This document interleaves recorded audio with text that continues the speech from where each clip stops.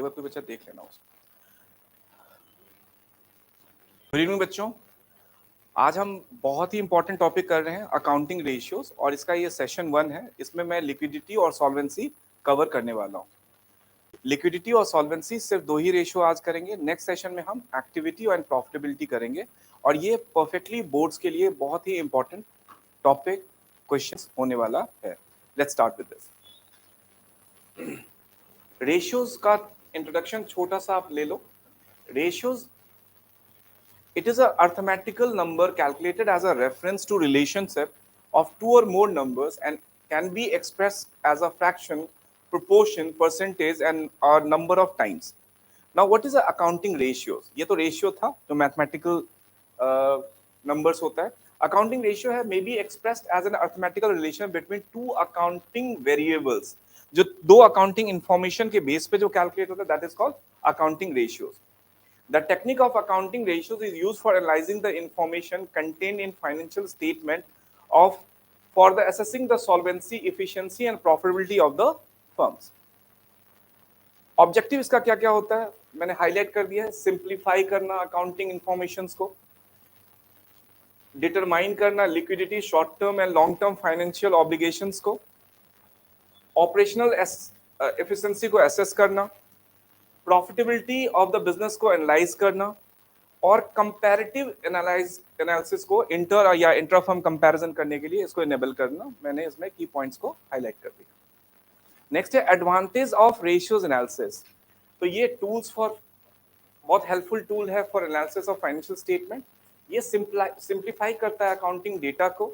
ये फोरकास्टिंग के लिए बहुत हेल्पफुल होता है, और ये इंटर या इंट्रा फर्म का देखें तो ये कंपैरिजन के लिए यूज कर सकते हैं। We can focus, we can locate on the weak areas, और इसमें ये असेसिंग के लिए ऑपरेशनल एफिशिएंसी ऑफ बिजनेस को के लिए भी बहुत हेल्पफुल होता है। इसकी लिमिटेशन देखते हैं। इसमें फॉल्स रिजल्ट भी हो सकता है, दे सकते हैं हम। Qualitative factors are ignored, standard ratio comparable may not be comparable, sometimes it is not comparable, price level changes are not considered, window dressing के भी चांसेस होते हैं। जो क्लास 11 में आपने विंडो ड्रेसिंग सीखा था, मैनिपुलेशन ऑफ अकाउंटिंग, वो भी यहाँ चांसेस हो सकता है, और पर्सनल बायसनेस भी हो सकती है। रेशियोज एनालिसिस में मेनली 4 रेशियोज होते हैं: liquidity ratio, solvency ratio, activity ratio and profitability ratio. Liquidity ratios का है they measure the firm's ability to meet the current obligations. Solvency ratio का है these ratios shows the proportion debt and equity in the financing the firm's assets. Activity ratio का है they reflect the firm's efficiency in utilizing the assets. The ratio measures overall performance and effectiveness of the firm. Liquidity ratio pure ratio में calculate होता है, solvency भी pure में होता है, activity को times में calculate करते हैं, और percentage में profitability ratio को हम calculate करते हैं।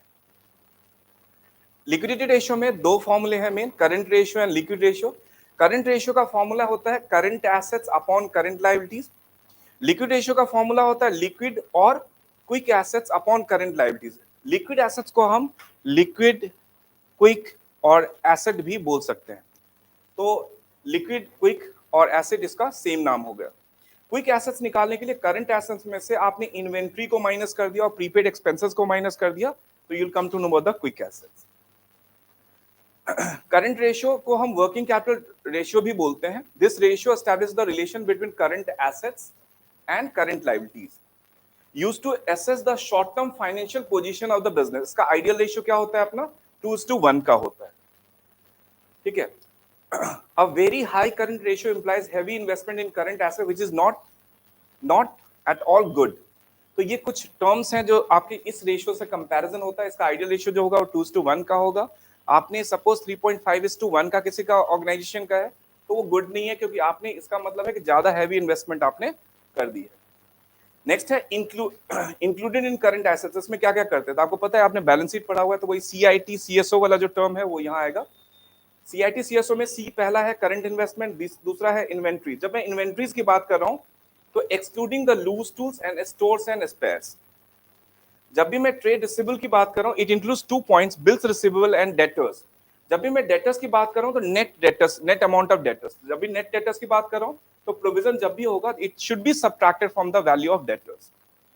कैश एंड कैश इक्विवेलेंट वही cash in hand, cash at bank, cheques, bank draft, short term loans and advances, other current asset में prepaid expenses, interest receivable, accrued income, तो इसका combination होता है आपका करंट एसेट। दो चीज ध्यान रखनी है, लूज टूल्स स्पेयर पार्ट्स को नहीं लेना है। डेटर्स जब भी लोगे तो नेट अमाउंट ऑफ डेटर्स लेना है, ग्रॉस नहीं लेना है। ग्रॉस का मतलब है debtors without deducting the amount of provision, और यहाँ provision for bad and doubtful debts को आपको डिडक्ट कर दोगे तो आपका नेट डेटर्स की वैल्यू आ जाएगी। करंट लायबिलिटी की मैं बात करूं तो शॉर्ट टर्म बोरिंग्स हो गया जिसमें बैंक ओवरड्राफ्ट हो गया। ट्रेड पेबल की बात करूं तो bills payable, creditors, other current liabilities में outstanding expenses, calls in advance, received in advance, और शॉर्ट टर्म आपका प्रोविजन आ जाता है। Liquid ratio, quick ratio, this ratio establishes a relation between liquid assets and current liabilities and is used to measure the firm's ability to pay the claims of creditors immediately. Ideal ratio क्या होता है अपना 1:1 का होता है। Quick ratio के लिए formula क्या होता है quick assets upon current liabilities होता है। And while calculating the quick assets we exclude the closing stock, जो मैंने इन्वेंट्री बोला था उसमें क्लोजिंग इन्वेंट्री को करते हैं और प्रीपेड एक्सपेंसेस को एक्सक्लूड करते हैं। A low ratio will be very risky and high ratio suggests unnecessary deployment of resources in otherwise less profitable short-term investment. देखो करंट एसेट्स के लिए कुछ फॉर्मूले और भी हो सकते हैं, जैसे आप यहाँ देखो तो करंट एसेट्स के लिए टोटल एसेट में से फिक्स एसेट को माइनस करके नॉन करंट इन्वेस्टमेंट को माइनस कर दोगे, इससे भी आपका करंट एसेट आ जाएगा। देखो there are two ways how you can calculate. जो पहले वाला मैंने बताया आपको कि करंट एसेट्स के लिए आपने सीआईटी सीएसओ कर लिया, current investment, inventories, trade receivable, cash and cash equivalent, short term loans and advances and other current asset, इसको बोलते हैं डायरेक्ट फॉर्मूला एंड इसको बोलते हैं सपोर्टिंग फॉर्मूला। तो ये सपोर्टिंग फॉर्मूला भी आपके फिंगर टिप्स पे होना चाहिए व्हाइल कैलकुलेटिंग दिस। दूसरा है करंट लायबिलिटीज के लिए डेट, टोटल डेट में से लॉन्ग टर्म डेट को सब्ट्रैक्ट करोगे तो आपका आ जाएगा। लिक्विड एसेट्स के लिए current assets minus inventory minus prepaid expenses में आ जाएगा। वर्किंग कैपिटल की जब बात करेंगे तो करंट एसेट्स में से करंट लायबिलिटीज को माइनस कर दो तो वर्किंग कैपिटल आ जाएगा। करंट लायबिलिटीज की बात करें तो trade payable plus other current liabilities करें तो करंट लायबिलिटीज का वैल्यू आ जाएगा। टोटल एसेट्स में से कैपिटल एम्प्लॉयड को माइनस कर दे तो करंट लायबिलिटीज आ जाएगा। Current assets equals to capital employed plus current liabilities minus fix asset कर दें तो भी आपका करंट एसेट आ जाएगा। So these are the supporting formula जो कभी कुछ क्वेश्चंस में इस तरह से अप्लाई करना पड़ता है। Now effects of ratios under various cases, ये सबसे इंपॉर्टेंट है। ये कैसे होगा, ये मैं ऐसे करके 8 कंडीशन आपके साथ अभी डिस्कस करने वाला हूं। पहला है case when only numerator increases the ratio increases. ठीक है, जैसे एग्जांपल के तौर पे ले लीजिए कि करंट रेशियो और करंट लायबिलिटीज की बात करें आप, तो करंट एसेट्स को मैं सीए ले लेता हूं और ये सीएल ले लेता हूं। कोई भी एग्जांपल जो आपके सिर्फ करंट एसेट्स को अफेक्ट कर रहा है और उसको इंक्रीज कर रहा है, तो इस तरह से रेशियो क्या हो जाएगा, ये इंप्रूव हो जाएगा। बहुत सारे एग्जांपल ले सकते हैं हम, जैसे investment sold, issue of shares. जैसे मैं इन्वेस्टमेंट सोल्ड की बात करता हूं तो उसमें दो कंपोनेंट हो गए, पहला तो हो गया इन्वेस्टमेंट और दूसरा हो गया कैश। तो cash is a very good example of your current asset, but investment is your best example of non current assets. तो इसमें इसकी कोई जगह नहीं है, करंट एसेट्स आपका बढ़ जाएगा और करंट एसेट्स के इंक्रीज होने से आपका जो ओवरऑल होगा वो रेशियो इंप्रूव हो जाएगा। This is your case 1। Case 2 है व्हेन ओनली न्यूमरेटर डिक्रीजेस, तो रेशियो क्या हो जाएगा आपका, डिक्रीज हो जाएगा। केस 3 है व्हेन ओनली डिनोमिनेटर इंक्रीजेस, तब भी रेशियो क्या हो जाएगा इसका, डिक्रीज हो जाएगा। व्हेन ओनली डिनोमिनेटर डिक्रीजेस, तो आपका रेशियो क्या हो जाएगा, इंक्रीज हो जाएगा। When numerator increases while denominator decreases, तो ये रेशियो क्या हो जाएगा आपका, इंक्रीज हो जाएगा। When numerator decreases while denominator increases, तो ये रेशियो क्या हो जाएगा आपका, डिक्रीज हो जाएगा। When both numerator and denominator increases by the same amount, तो इसमें कंडीशन है आपके न्यूमरेटर, ये सबसे इंपॉर्टेंट पॉइंट है, 7th और 8th बहुत इंपॉर्टेंट पॉइंट है। इसको 2-3 कंडीशंस में हम यूज कर सकते हैं। पहला हो सकता है कि जब इसका जो आइडियल रेशियो है उससे ज्यादा रेशियो पे हम कंसीडर कर रहे हो, तो दूसरा है कि आइडियल रेशियो पे कर रहे हो, और तीसरा कर सकते हैं एक हायर रेशियो पे कर लें, एक आइडियल रेशियो पे कर सकते हैं, एक 1:1 पे कर सकते हैं और एक लेस देन 1:1 पे कर सकते हैं। तो सेम चीज को हम अप्लाई करें तो if the original ratio is greater than 1 then the ratio will decline. जैसे मैं इस कंडीशन की बात करूं और ये वाला अप्लाई करूं तो मेरा रेशियो क्या हो जाएगा, डिक्लाइन हो जाएगा। If the original ratio is less than 1 तो ये क्या हो जाएगा, ये इंक्रीज हो जाएगा। If the original ratio is 1 तो आपका रेशियो क्या हो जाएगा, इसमें नो चेंजेस आएगा। मैं कुछ एग्जांपल ले लेता हूं जैसे आपको समझ में आए।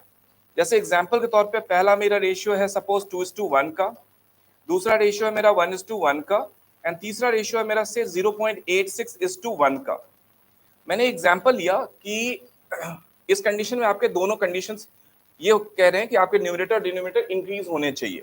मैंने एग्जांपल ले लिया purchase goods on credit, purchase goods on credit. तो जब आप गुड्स को परचेज करोगे तो आपका करंट एसेट्स भी इंक्रीज होगा और आपकी करंट लायबिलिटीज भी इंक्रीज करेगी। मतलब ये जो एसेट्स है, गुड्स आपके लिए बेसिकली स्टॉक इन्वेंट्रीज का एक फैक्ट है जो इंक्रीज हो रहा है और करंट लायबिलिटीज भी आपकी इंक्रीज हो रही है। Let's take an example, suppose मैं 50,000 का कंसीडर कर लेता हूं। तो ये 2:1 का रेशियो है। इसका मतलब है कि 1 लाख रुपए का करंट लायबिलिटीज होगा तो करंट एसेट्स कितना होना चाहिए, 2 लाख रुपीज का होना चाहिए। अब मैंने यहाँ एग्जांपल ले लिया कि हमने गुड्स परचेज करा है 50,000 का, तो मेरा करंट एसेट स्टॉक 50,000 से बढ़ जाएगा। सिमिलरली मेरी करंट लायबिलिटीज भी 50,000 से बढ़ जाएगी। अब जब इसको कैलकुलेट आप करोगे तो 2,50,000 डिवाइड बाय 1,50,000 करोगे तो आपको सीधा सीधा दिख रहा है कि ये लेस देन 2:1 का रेशियो आ जाएगा। क्योंकि 2:1 होता है, इसका मतलब है ऊपर न्यूमरेटर 3 लाख का होना चाहिए था, तो ये लेस देन 2:1 आएगा। तो पहला ये हमारा कंडीशन फुलफिल कर रहा है। सेकंड कंडीशन में मेरे पास करंट लायबिलिटी जो है वो 1 लाख की है तो करंट एसेट भी 1 लाख का होगा और मैं गुड्स स्टॉक 50,000 का परचेज कर रहा हूँ तो ये दोनों जगह इंक्रीज करेगा। तो आप देखो इसमें भी रेशियो में कोई चेंज नहीं हुआ है, अभी भी 1:1 का ही दिखा रहा है। इसमें देखो करंट लायबिलिटीज आपके पास 1 लाख रुपए की है और करंट एसेट्स आपका इसके कंपैरिजन में 86,000 रुपीज का है।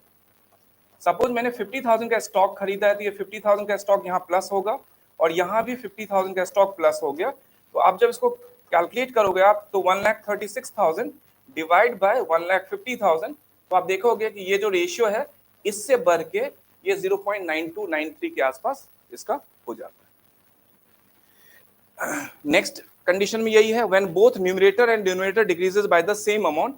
तो suppose if the ratio is say greater than 1, मतलब 2:1 का रहता है तो ये रेशियो क्या हो जाएगा, इंक्रीज कर जाएगा। सपोज ये 1:1 का रहता है तो रेशियो ये 1:1 का रहता है तो रेशियो में कोई चेंज नहीं होगा। एंड सपोज रेशियो जो है वो लेस देन 1:1 होगा, जैसे एग्जांपल तौर पे 0.86:1 रहेगा तो बेसिकली ये आपका क्या हो जाएगा, डिक्रीज हो जाएगा। बिल्कुल उसका उल्टा है, जैसे हमारा 2:1 का रेशियो है तो ये इंक्रीज कर जाएगा, 0.86:1 का है तो ये डिक्रीज कर जाएगा और रेशियो सपोज 1:1 से हम कंसिडर कर रहे हैं तो ये नो इंक्रीज नो डिक्रीज हो जाएगा, मतलब नो चेंजेस हो जाएगा। So these are the 8 very good conditions. ये हर चीज में आएगा, ये लिक्विडिटी में भी आपको हेल्प करेगा, सॉल्वेंसी में भी हेल्प करेगा, एक्टिविटी में भी हेल्प करेगा, प्रॉफिटेबिलिटी में रेयर आता है लेकिन इन 3 कंडीशंस में आपको ये बहुत हेल्पफुल करने वाला है। नाउ कुछ क्वेश्चंस ले लेते हैं। पहला क्वेश्चन है, from the following balance sheet current ratio and quick ratio. तो देखो बड़ा सिंपल सा है, ये सीधे क्वेश्चन होते हैं, ये टाइप 1 टाइप के क्वेश्चंस होते हैं। तो इसमें देखो कि आपके पास क्या दिया हुआ है, आपको पहला क्या निकालना है, करंट रेशियो निकालना है। First condition is you have to calculate the current ratio. तो करंट रेशियो के लिए आपने फॉर्मूला अपनी तरफ से लिख लिया। फॉर्मूला है आपके पास current assets upon current liabilities. तो आपने क्या करा, करंट एसेट्स का टोटल ले लिया। तो करंट एसेट्स के लिए करंट एसेट्स का पूरा सेगमेंट ये वाला ले लीजिए आप, 72,000 प्लस 32,000 ये कितना हो गया, 1,04,000 हो गया, प्लस 66,000 कर दो तो ये 7 प्लस 3 10 ये हो जाएगा 16 और ये हो गया अपना 1,70,000 का करंट एसेट्स की वैल्यू हो गई 1,70,000 रुपीज की। करंट लायबिलिटीज में ये जो दो वैल्यू है इसको ले लीजिए आप, ठीक है। तो इसमें आपने कंसिडर करना है, इसमें मैंने इन्वेंट्री ले लिया, ट्रेड रिसीवेबल ले लिया और कैश एंड कैश इक्विवेलेंट ले लिया, इसका टोटल करना है। इसमें आपके पास शॉर्ट टर्म बोरिंग्स और सिर्फ ट्रेड पेबल्स दो ही इंफॉर्मेशन गिवन है तो इसकी वैल्यू आ गई आपके पास 80,000 का। तो इट इज मोर देन 2:1 का रेशियो आ जाएगा। आप इसको चेक करेंगे तो ये आपका मोर देन हो जाएगा। तो 8 2 हो गया 16, 1 8 1 8 फिर 2 आ गया। तो ये अप्रोक्सीमेटली जो है वो 2.1:2 करके 1:1 का रेशियो आपका यहाँ आ गया। अच्छा, इसमें एक इंपॉर्टेंट बात जो हमने थोड़ा सा ध्यान नहीं दिया है, जस्ट अ मिनट, इसमें हमने स्टोर्स एंड स्पेयर्स को भी कंसिडर कर लिया है, ये एडजस्टमेंट वाला पॉइंट मैंने नहीं देखा।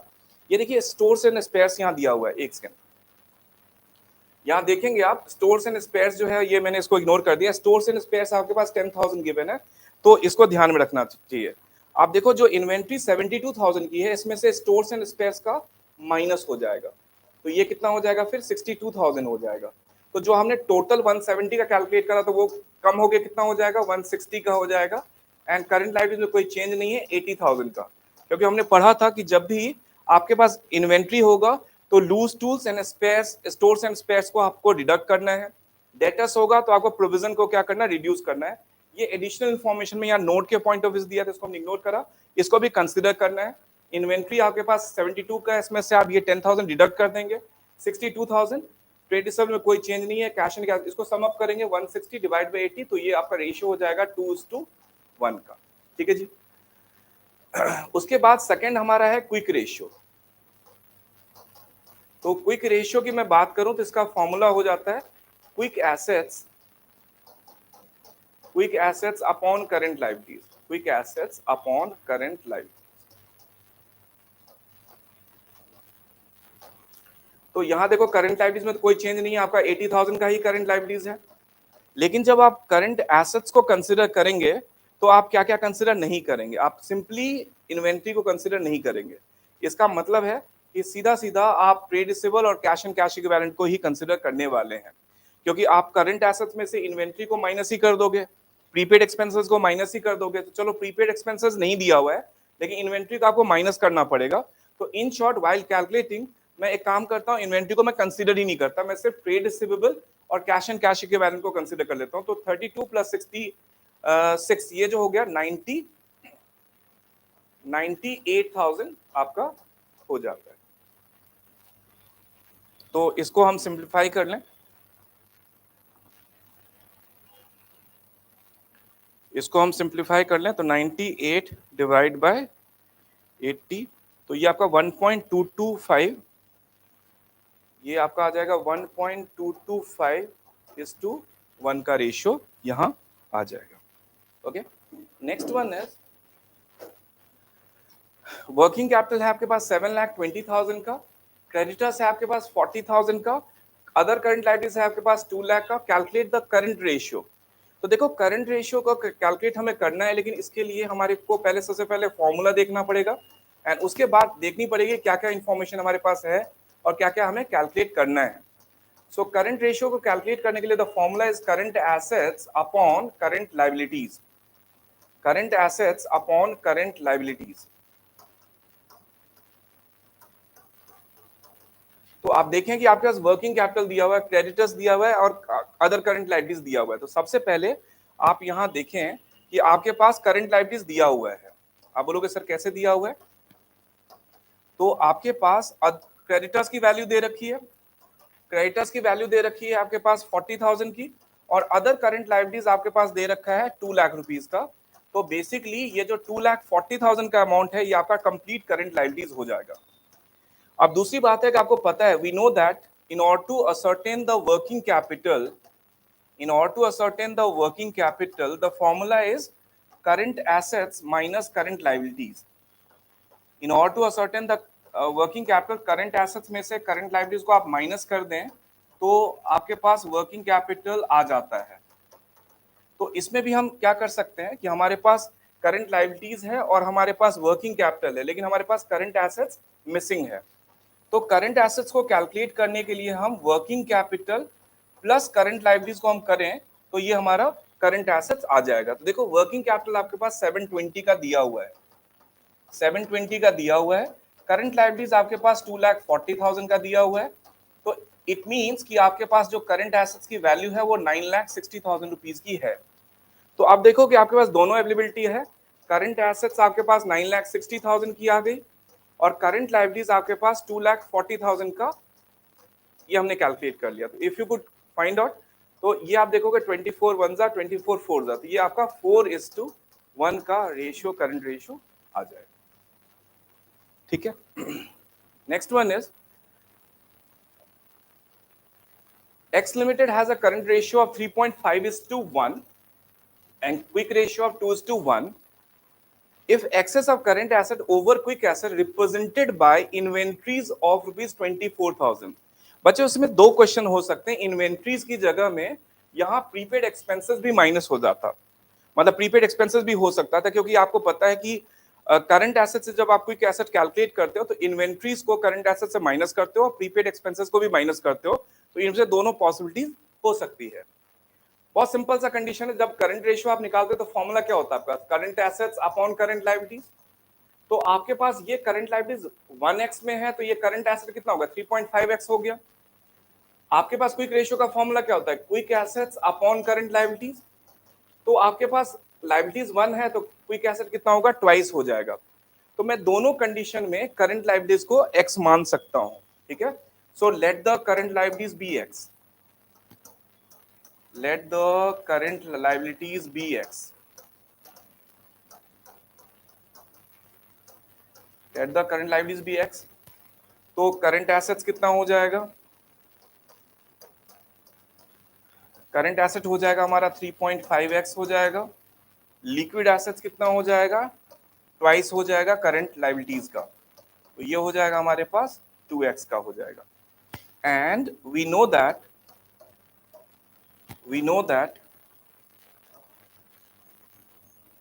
quick assets would be equals to current assets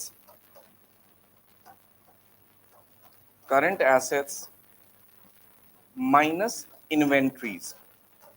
इसकी जगह प्रीपेड एक्सपेंसेस भी होता तो आप यही वाला लगा सकते हो।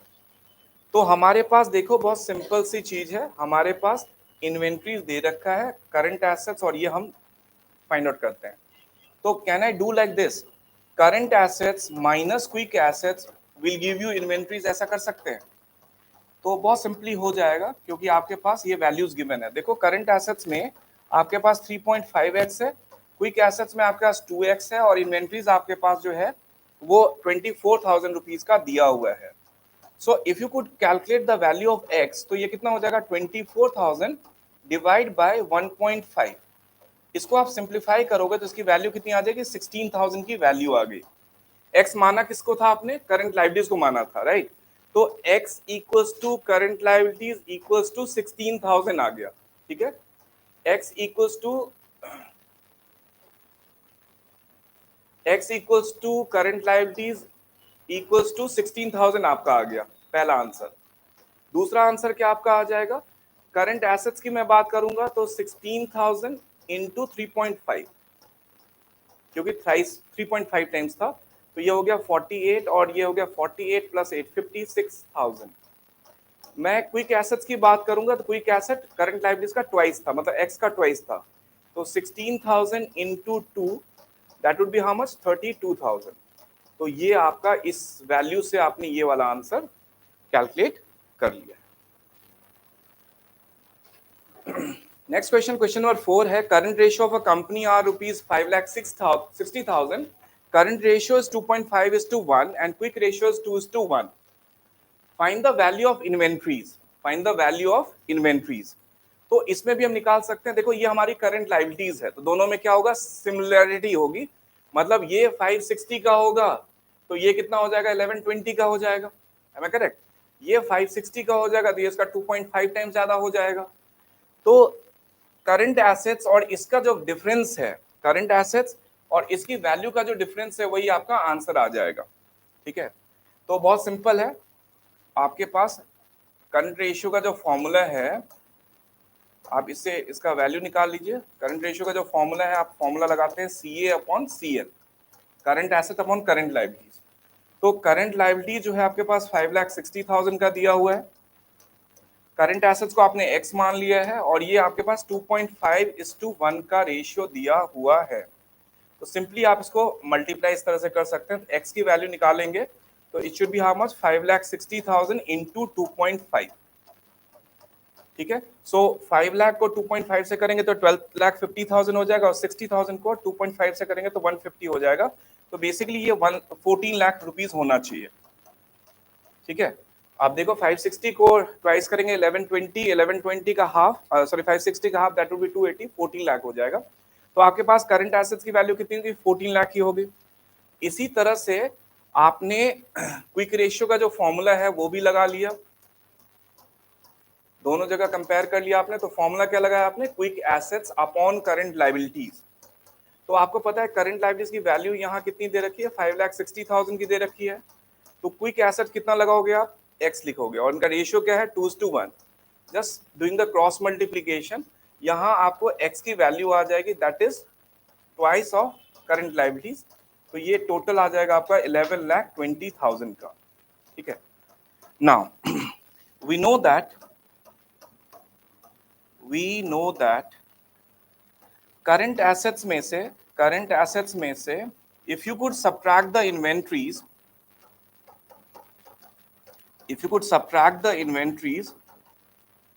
it should be equals to the value of your liquid assets. Am I correct? It should be equals to the value of your liquid assets. तो can I say like this कि liquid assets की value निकालने के लिए current assets में से, sorry, इसमें हमें निकालना क्या है, इन्वेंट्रीज निकालना है। तो इन्वेंट्रीज की वैल्यू निकालने के लिए इन्वेंट्रीज की वैल्यू निकालने के लिए क्या मैं करंट एसेट्स में से लिक्विड एसेट्स को माइनस कर सकता हूं? Can I apply this formula? तो इसके निकालने से आपका जो है वो आंसर आ जाएगा। आपके पास करंट एसेट्स कितने की आ रही है, 14 लाख का करंट एसेट्स है। लिक्विड एसेट्स कितने का है आपके पास, 11,20,000 आपने कैलकुलेट करा है।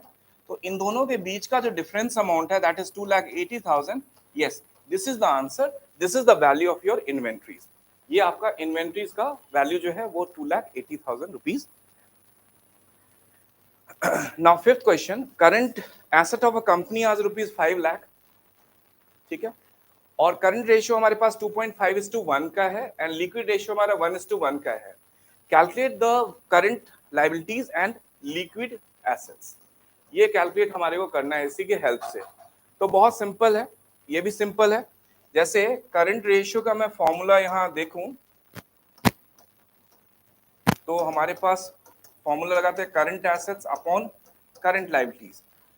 करंट एसेट्स हमारे पास दिया हुआ है 5 लाख रुपीस का, और करंट लायबिलिटीज की वैल्यू हम कैलकुलेट करना चाहते हैं, और इसका रेशियो 2.5:1 का है। तो 2.5:1, ये x की वैल्यू हम निकालें तो ये कितना हो जाएगा, 5 लाख डिवाइड बाय 2.5। तो इसको आप जब कैलकुलेट करेंगे तो 5 और इसको कैलकुलेट करेंगे तो बेसिकली ये 2 लाख रुपीस का आपके पास x की वैल्यू आ गई। x का मतलब है करंट लायबिलिटीज की वैल्यू जो है वो 2 लाख रुपीस की आ गई। ऑलराइट, तो करंट लायबिलिटीज की वैल्यू आपके पास आ गई, और आपको चाहिए क्या, लिक्विड एसेट्स की वैल्यू चाहिए। तो वो भी इजीली निकल गया, क्योंकि आप देखें कि आपके पास जो करंट लायबिलिटीज की वैल्यू x है, तो आपके पास लिक्विड एसेट्स की वैल्यू भी x है। तो यहाँ x equals to current liabilities equals to liquid asset equals to 2 lakh rupees. ठीक है, ये आपका आंसर आ गया। नेक्स्ट है the ratio of current asset is rupees 32 lakh. The ratio of current asset is 32 lakh to current liabilities is 20 lakh, और इनका जो रेशियो था वो 1.6:1 का था। The accountant of the firm is interested in maintaining a current ratio of 2:1 by payment of a part of current liabilities. Compute the amount of current liabilities that should be paid so that the current ratio at the level of 2:1 may be maintained. 2:1 का मतलब क्या है, आपका ideal ratio जो है वो 2:1 का ही होता है। आपके पास ऑलरेडी 32 लाख का करंट एसेट्स है और लायबिलिटीज आपके पास 20 लाख की है। अकाउंटेंट चाहता है कि कुछ करंट लायबिलिटीज को पे ऑफ करने के बाद हमारा रेशियो जो है वो 2:1 का हो सकता है। तो let the amount to be paid,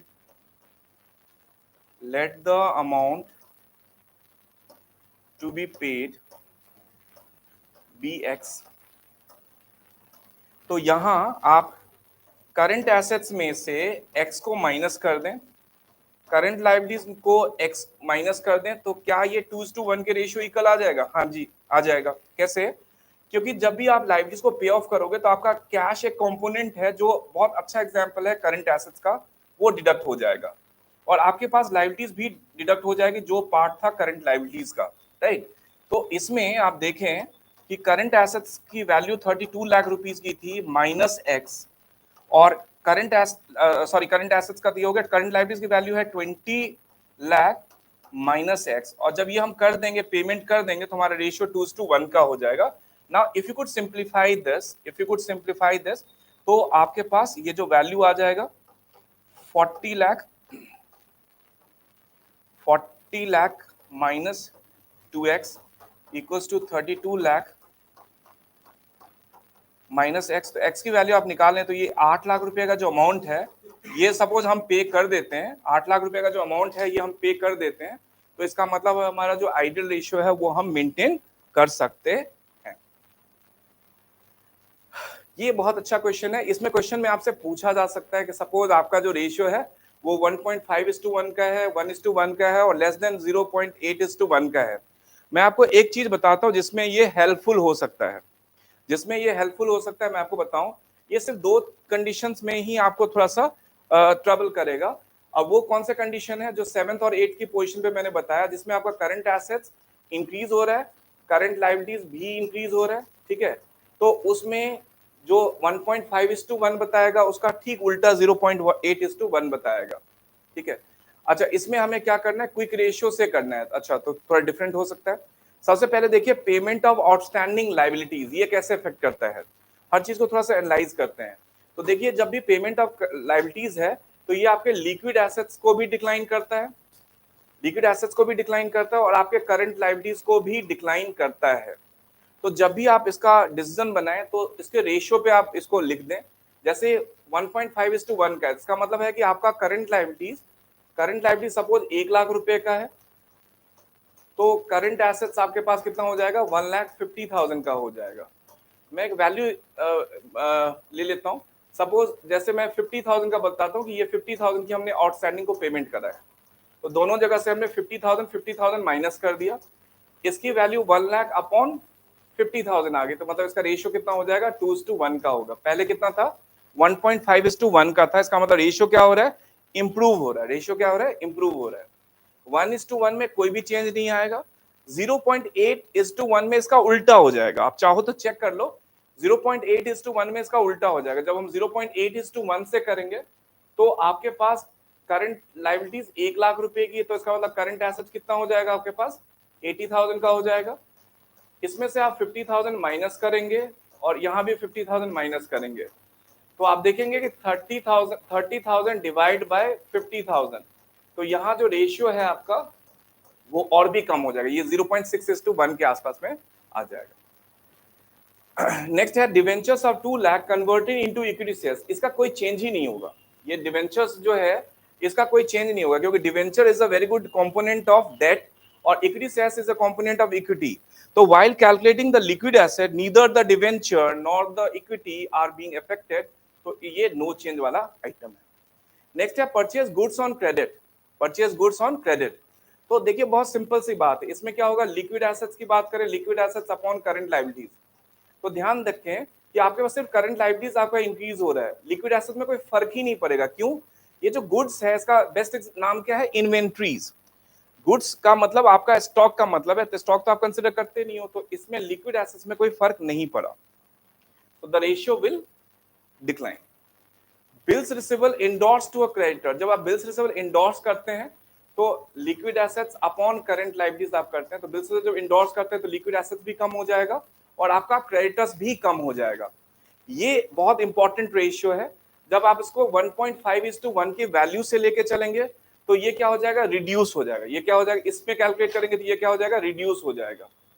1:1 में नो चेंज होगा, लेकिन 0.8:1 जो है उसमें ये क्या हो जाएगा, इंप्रूव हो जाएगा। आप एक वैल्यू के साथ इसको कैलकुलेट कर सकते हैं।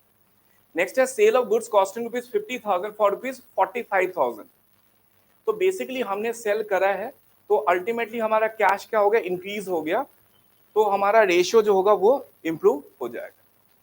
बिल्स रिसीवेबल ड्रॉन और डेटर, तो ये डेटर को ड्रॉ करता है। तो देखो लिक्विड एसेट जितने से इंक्रीज हो रहा है उतने से ही डिक्रीज हो रहा है, और करंट लायबिलिटीज में कोई फर्क नहीं है, तो नो इंक्रीज नो डिक्रीज इसमें हो जाएगा। पेड रेंट ₹3,000 इन एडवांस, तो आपको पता है प्रीपेड रेंट हो गया, ये पेड रेंट जो है 3,000 एडवांस में हमने दिया, तो ये प्रीपेड रेंट हो गया, which is not a component of your quick assets. तो ये क्या इफेक्ट करेगा, quick assets upon current liabilities. तो ये आपके कैश को कम कर देगा, क्योंकि जब आप एडवांस में पे कर रहे होगे तो आपका कैश कम हो जाएगा, ये कैश को कम कर देगा, तो रेशियो आपका क्या हो जाएगा, इससे रिड्यूस हो जाएगा तीनों कंडीशंस में। नेक्स्ट है trade receivable included a debtors of Shri Ashok who paid his entire amount of rupees 9700। Debtors में एक 9700 का अमाउंट है, ट्रेड रिसीवेबल इंक्लूड करता है एक डेटर श्री अशोक का, जिसने एंटायर अमाउंट अपना 9700 का पे कर दिया। तो आपको पता है जब डेटर्स पे करेगा दो बातें होंगी, एक बार लिक्विड एसेट्स आपका इंक्रीज होगा और एक बार आपका डिक्रीज हो जाएगा, और nothing will affect in your current liabilities, क्योंकि जब डेटर्स पे करेगा तो कैश में हमारा क्या हो जाएगा, इंक्रीज हो जाएगा, और डेटर्स क्या हो जाएगा, डिक्रीज हो जाएगा। तो both are the component of liquid assets, तो ये आपका इफेक्ट नहीं करेगा। Now solvency ratio, next ratio हमारा solvency ratio are calculated to determine the ability of business to service its debt. In other words, it shows the firm's ability to meet its long-term obligation. They are expressed in pure form. Solvency ratio चार होते हैं, debt to equity ratio, total asset to debt ratio, proprietary ratio, and last one is interest coverage ratio. Solvency ratio को यहाँ भी मैंने बताया debt to equity ratio, proprietary ratio, total asset to debt ratio, and interest coverage ratio. सबसे पहले बात करते हैं debt to equity ratio की। तो debt to equity ratio measures the relation between long term debt and equity. Normally जिसका ideal ratio होता है वो क्या होता है, 2:1 is a good debt equity ratio. Debt to equity ratio का फॉर्मूला क्या होता है, long term debt upon shareholders firm. Long term debt कैसे कैलकुलेट करते हैं, इसका मतलब है non current liabilities which includes long term borrowings, other long term liabilities and long term provisions. आपको पता है कि इसमें मैंने आपको बताया था LTB do LTP, तो लॉन्ग टर्म बोरिंग्स मैंने ले लिया, लॉन्ग टर्म प्रोविजंस ले लिया, सिर्फ डेफर्ड टैक्स लायबिलिटीज आपको नहीं लेना है। Share holders fund also termed as equity, इसका फॉर्मूला है share capital plus reserve and surplus. Suppose money receive against share warrants कभी कभी मेंशन होता होगा तो आपको उसको ऐड करना चाहिए। इसका सिग्निफिकेंस क्या है, the objective of debt to equity ratio is to measure the proportion of external funds and shareholders funds invested in the company, because it is related with the internal and external source of finance. Internal की मैं बात करूं तो shareholders fund हो गया, external की बात करूं तो debt हो गया, non current liabilities हो गया। A high debt to equity means that the firm is depending more on borrowings as to shareholders fund, so lenders are at higher risk and have lower safety.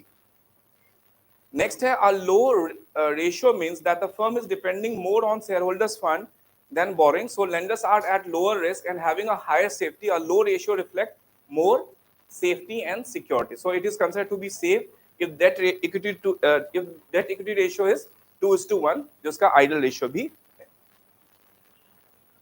Next proprietary ratio, इसका जो express होता है relation between proprietors और shareholders fund, formula is shareholders fund upon capital employed, or we can also call it net assets.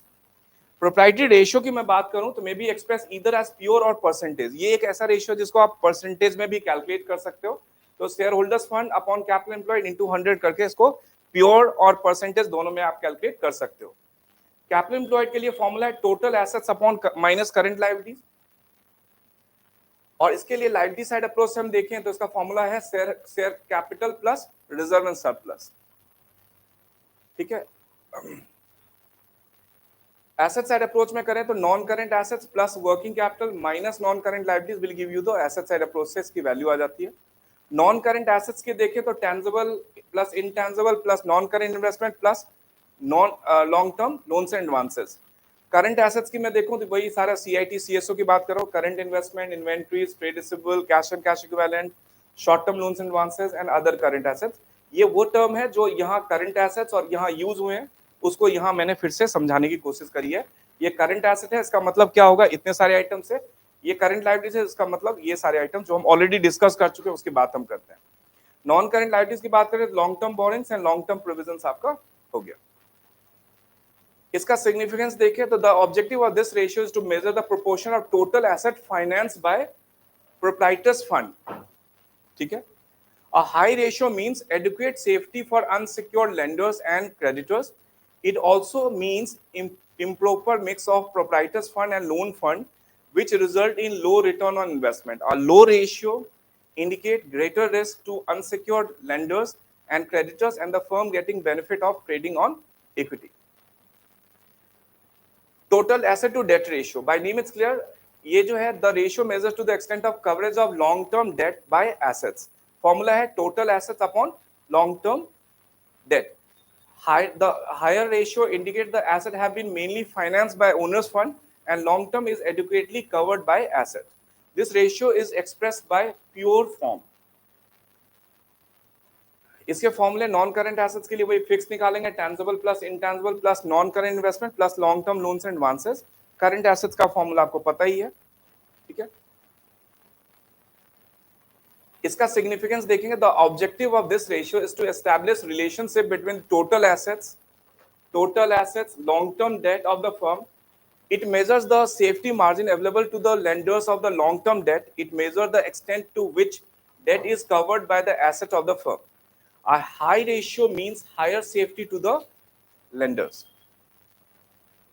Interest coverage ratio. It is a ratio which deals with the servicing interest on loan. A higher ratio ensures safety of interest on debt. इसका formula क्या होता है बच्चों? Net profit before interest and tax divided by interest on long term debt. Long term date, या इसको हम fixed interest charges भी बोल सकते हैं. ऊपर का तो net profit before interest and tax हो गया. इंटरेस्ट और लॉन्ग टर्म डेट को आप कभी कभी फिक्स्ड इंटरेस्ट चार्जेस भी बोलते हैं, वो भी लॉन्ग टर्म डेट पे ही कैलकुलेट होता है. The ratio is expressed in terms of times. The ratio is very useful to debenture holders and lenders of long term funds. The objective of this ratio is to ascertain the amount of profit available to cover interest on long term debt. A high ratio is better for the lenders as it shows higher margin to meet the interest on cost. कुछ examples मैंने यहाँ लिए हैं. जैसे इसमें आपके पास calculate करना है, आपको डेट इक्विटी रेशियो कैलकुलेट करना है. तो डेट इक्विटी रेशियो का फॉर्मूला हम पहले लिख लेते हैं. Debt to equity ratio, the formula is debt upon equity. The formula is debt upon equity. Debt का मतलब होता है long term borrowings, non current liabilities, और इक्विटी का मतलब होता है आपका शेयर होल्डर्स फंड. तो ये equity share capital, preference share, equity share capital, preference share capital, reserves and profit and loss account का ये एक्यूमुलेटेड लॉसेस है. तो while calculating the share holders fund this amount need to be subtracted. चलिए let's calculate this. तो सबसे पहले आप equity को कैलकुलेट कर लीजिए. इक्विटी का दूसरा मतलब होता है शेयर होल्डर्स फंड, या प्रोप्राइटर्स फंड भी हम इसको बोल सकते हैं, या ओनर्स फंड भी इसको हम बोल सकते हैं. तो देयर आर 2-3 ऑल्टरनेटिव नेम. तो इसमें आप इंक्लूड करने वाले हैं, एक तो इक्विटी शेयर का कैपिटल है आपके पास 3 लाख रुपीस का. दूसरा है प्रेफरेंस शेयर कैपिटल है आपके पास 50,000 रुपीस का. आपके पास रिजर्व है 1,60,000, 1,60,000 का. लेकिन एक लॉस है, एक्यूमुलेटेड लॉसेस 50,000 के. इन सबको प्लस करेंगे और एक्यूमुलेटेड लॉसेस को हम 50,000 को माइनस करने वाले हैं. तो ये टोटल जो वैल्यू आएगी वो वैल्यू आ जाएगी 4,60,000 रुपीस की. ये शेयर होल्डर्स फंड आपका आ गया. नेक्स्ट बात करते हैं डेट की. तो डेट में आप लॉन्ग टर्म ये दोनों कंसिडर कर सकते हैं, long term date and provision for employees benefit, ये वाला. तो मैं लॉन्ग टर्म डेट की बात करता हूँ. तो इसमें मैं ये दोनों वैल्यू ऐड करता हूँ, जिसमें मैं लॉन्ग टर्म बोरिंग्स ले रहा हूँ 2 लाख रुपीस का एंड 60,000 रुपीस का ये वाला वैल्यू.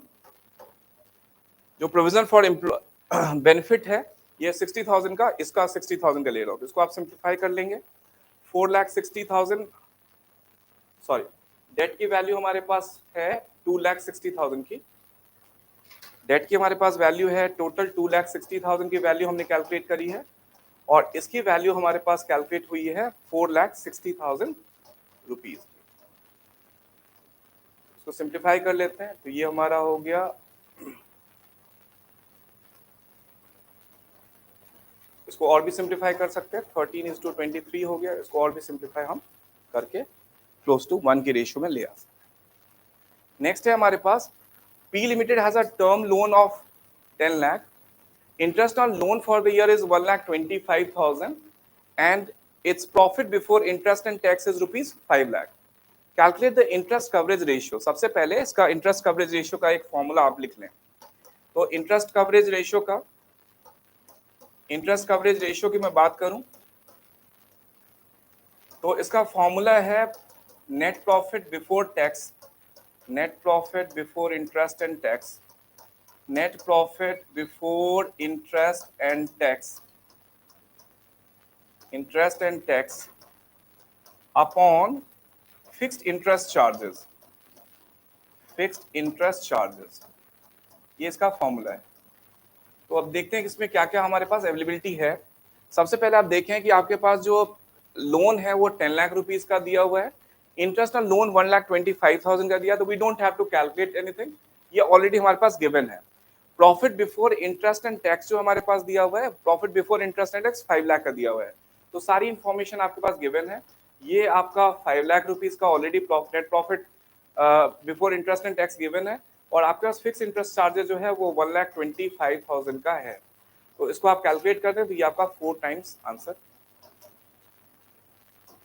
आ जाएगा। नेक्स्ट है the date equity ratio of the company is 2:1, state which of the following would improve, reduce and not change the ratio. जो मैंने 8 कंडीशन पहले बताया था, वो 8 कंडीशन किसी भी आप अप्लाई करेंगे और आपका आंसर बिल्कुल करेक्ट आने वाला है।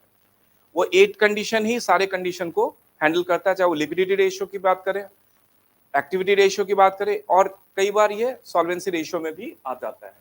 जैसे देखो, issue of new shares for cash हो गया, तो आपका फॉर्मूला क्या होगा, डेट टू इक्विटी रेशियो निकाल रहे हो तो डेट अपॉन इक्विटी। तो देखो आपका क्या इफेक्ट कर रहा है इसमें, जब आप शेयर्स को इशू करते हो तो आपका इक्विटी इंक्रीज होता है, और दूसरा इफेक्ट क्या होता है, कैश में इफेक्ट होता है। Cash is neither a component of debt nor a component of equity.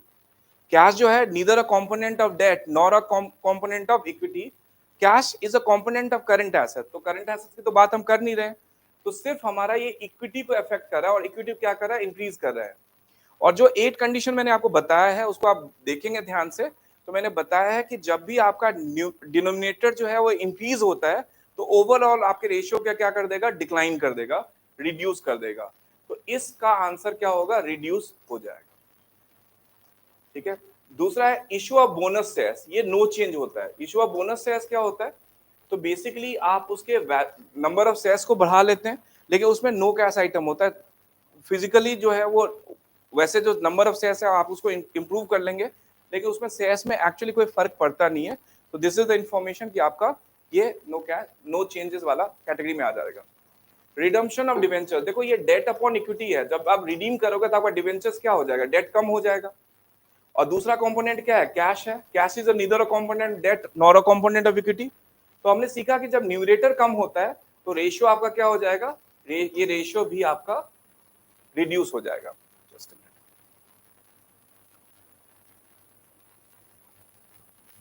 तो ये रेशियो क्या हो जाएगा आपका, ये भी रिड्यूस हो जाएगा।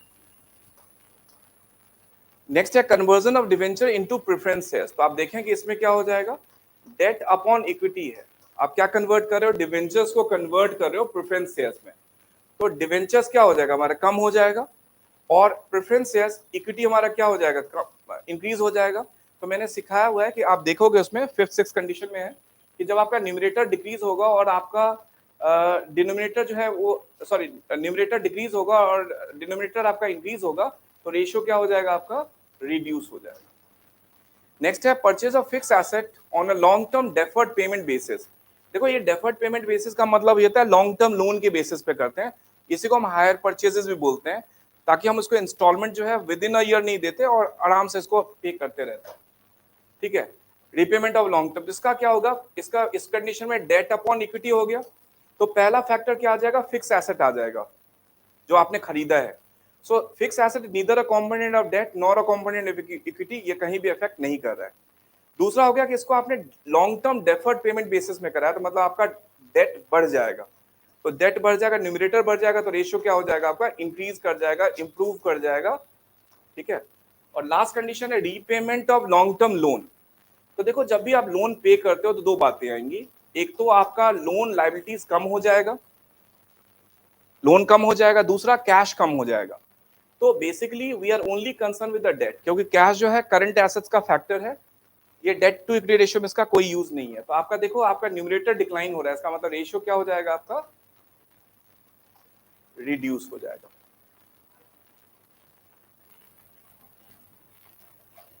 एक कंडीशन, एक क्वेश्चन और, calculate interest coverage ratio from the following, net profit हमारे पास आफ्टर इंटरेस्ट एंड टैक्स 325 का दिया हुआ है, रेट ऑफ इनकम टैक्स जो है वो 35% का दिया हुआ है, एंड 9% डिवेंचर जो है आपके पास वो 5 लाख रुपीस का दिया हुआ है। ये बहुत इंपॉर्टेंट है बच्चों, ये बहुत इंपॉर्टेंट है, इसको थोड़ा ध्यान से देखना है। देखो हमें कैलकुलेट क्या करना है, कैलकुलेशन ऑफ, देखो calculation of net profit before interest and tax. Formula क्या है, calculation of net profit before interest and tax. ये हमारा फॉर्मूला है, मतलब ये हमारे को कैलकुलेट करना है। तो इसका कैसे कैलकुलेट कर सकते हैं, हमारे पास दिया हुआ है net profit after interest and tax दिया हुआ है। तो net profit after interest and tax में, आफ्टर इंटरेस्ट एंड टैक्स में सबसे पहले आपको टैक्स को ऐड करना चाहिए। क्या ऐड करना चाहिए आपको, टैक्स को ऐड करना चाहिए। तो इसको हमें टैक्स को ऐड करना चाहिए, 3,25,000 का टैक्स को ऐड कर लेना चाहिए। इसमें आप जब टैक्स को पहले ऐड करेंगे उसके बाद आप इंटरेस्ट को ऐड करते हैं, तो टैक्स आपका ऐड हो जाएगा। अब देखो कि टैक्स रेट क्या बोला है, 35% का बोला है। इसका मतलब है कि net profit after interest and tax जो है ये सिर्फ 65% होगा। Reason is quite simple, suppose हम 100 रुपीज का अर्न करते हैं और उसमें से टैक्स हम 35% टैक्स में दे देते हैं, तो नेट प्रॉफिट आफ्टर टैक्स जो होगा वो कितना होगा, 65% हो जाएगा। तो आफ्टर टैक्स जो है हमारे पास 65% है, तो इसकी वैल्यू आप निकाल लीजिए। तो इसकी वैल्यू निकालने के लिए बड़ा सिंपल सा है, ये 3,25,000 डिवाइड बाय 65 इंटू 35, तो ये निकल जाएगा आपका। इसकी वैल्यू का आप कैलकुलेट कर लेंगे और उसके बाद 9% जो डिवेंचर है, 9% जो डिवेंचर है वो हमें कैलकुलेट करना है। सो आप देखें तो 3,25,000 का ये हो गया डिवाइड बाय 65 इंटू 35, तो ये आपका 1,75,000 की वैल्यू आ जाएगी बच्चों। ये आपका 1,75,000 की ये वैल्यू आ गई, ठीक है जी। 9% डिवेंचर देखें 5 लाख पर का, तो इसका इंटरेस्ट जो है, इसका जो इंटरेस्ट है वो हमें ऐड करना पड़ेगा 9% of 5 lakh, so that would be how much, 45,000। तो ये टोटल जो आपका बच्चों आता है वो कितना आता है, 5,45,000 का net profit, profit before interest and tax. ये जो NPBIT जो है वो आपका 5,45,000 आता है। अब इसका फॉर्मूला जो होता है वो हम फॉर्मूला लिख लें। तो इसका फॉर्मूला होता है नेट प्रॉफिट, इसका जो फॉर्मूला होता है आपके पास, इंटरेस्ट कवरेज रेशियो की हम बात करें, इंटरेस्ट कवरेज रेशियो का जो फॉर्मूला होता है वो होता है net profit before interest and tax. तो net profit before interest and tax upon fixed interest charges, fixed interest charges जो हमने यहाँ 45,000 कैलकुलेट करा है, राइट। तो आप सिंपली 5,45,000 का जो net profit before interest and tax है डिवाइड बाय 45,000 कर दीजिए, तो ये आपका आंसर यहाँ से आ जाता है, ठीक है। अब इसको कैलकुलेट कर लेते हैं, 545 डिवाइड बाय 45, तो ये आपका 12.11 टाइम्स जो है वो आपको इसका आंसर आ रहा है। ऑलराइट, ये सबसे इंपॉर्टेंट है। कई बार बच्चे मिस्टेक क्या करते हैं, इसमें net profit after interest and tax होता है तो वो गलती से इंटरेस्ट को पहले ऐड करते हैं फिर टैक्स को करते हैं, दिस इज एब्सोल्युटली इनकरेक्ट। और इसमें आपके पास इनकम टैक्स का रेट कितना है, 35% का है। तो suppose net profit before tax 100 rupees आप अर्न कर रहे होगे, तो आफ्टर गिविंग द टैक्स आपके पास वो इनकम कितनी होगी, 65 की हो जाएगी। और ये 65 की जो वैल्यू है वो आज के टाइम में 325 की है, तो आप डायरेक्ट भी इसकी वैल्यू निकाल सकते हैं। That is it, I hope interest, इसको अच्छे से आप देखेंगे तो इस टॉपिक के ऊपर जो हमने लिक्विडिटी और सॉल्वेंसी का जो पहला दो अपना रेशियो कवर करने की कोशिश करी है, इसमें इससे बाहर क्वेश्चन नहीं आना चाहिए। प्रैक्टिस लेकिन जारी रखनी चाहिए, प्रैक्टिस और क्वेश्चंस का करें, लेकिन मैंने मेन क्वेश्चन जितने भी हैं वो लेने की कोशिश करी है। Thank you so much, take care, God bless.